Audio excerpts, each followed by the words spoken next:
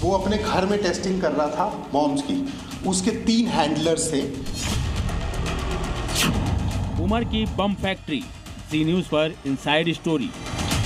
उमर जो बम बनाने में माहिर था, आज उसका एक बड़ा खुलासा हम आपको दिखा रहे हैं। तारें जो आपको कटी हुई दिखाई दे रही हैं, इनका भी एक मकसद है। ये बिजली यहाँ की आए,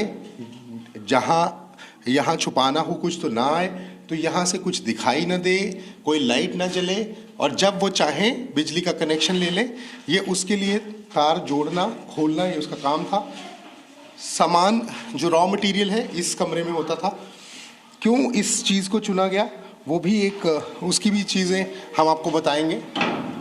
और यहाँ भी ये देखिए, ये कुछ यहाँ भी कुछ सेटअप था उसका, इस इलाके में भी, इस एरिया में घर के यहाँ कुछ ऐसी चीज़ें जो हमारे जो इन्वेस्टिगेटर्स सोर्सेज हैं उनको ये चीज़ें समझ में आई हैं कि वो यहाँ पर भी कुछ टेस्टिंग करता था।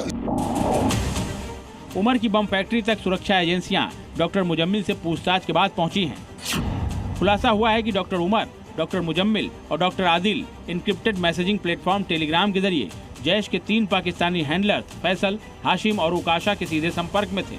ये हैंडलर्स उन्हें निर्देश कट्टरपंथी वीडियो और बम बनाने के DIY यानी डू इट योरसेल्फ वीडियो भेजते थे।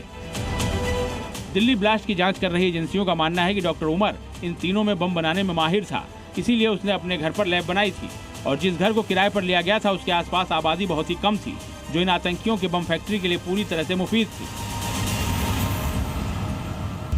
ये पूरा इलाका ऐसा है कि इसके साथ कोई घर नहीं है। अगर कुछ होता या कुछ करना होता, इसके साथ कोई घर नहीं है, और यहाँ ये खुले हुए खेत हैं।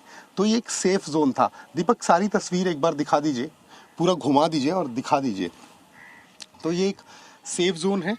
इन्वेस्टिगेशन में ये सामने आया है कि उमर नबी जो है वो बॉम्बस जो है सेट करने में माहिर था, और वो प्रयोग करता रहता था। उसे ऐसी ही कोई जगह चाहिए थी। मुजम्मिल ने ये जगह ली, उसके बाद उसने इसका कई बार इस्तेमाल किया।